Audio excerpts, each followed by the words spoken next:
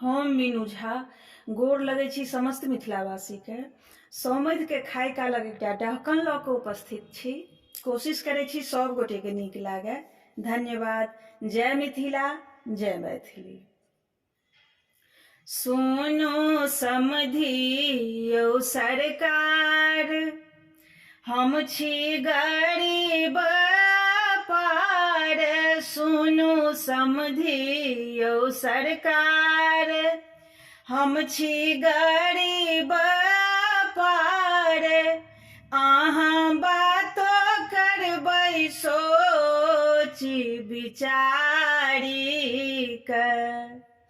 अहाँ बातो करबै सोची विचारी कऽ। जे छथि भात लेने ठाढ़, ओ छथि अम्मा के भातार। जे छथि भात लेने ठाढ़, ओ छथि अम्मा के भातार। अहाँ भातो खेबै सोची विचारी कऽ। अहाँ भातो खेबै सोची विचारी कऽ।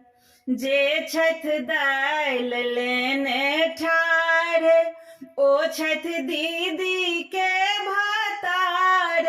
जे छथि दालि लेने ठाढ़, ओ छथि दीदी के भातार।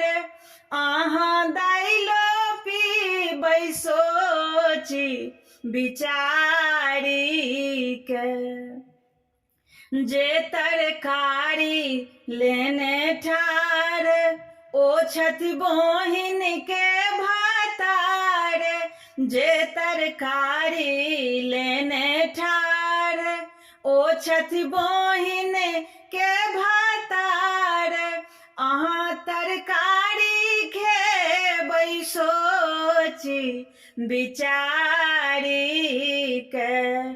अहाँ तरकारियो खेबै सोची विचारी कऽ। सुनो समधि यौ सरकार, हम छी गरीब पार। अहाँ बातो करबै सोची विचारी कऽ।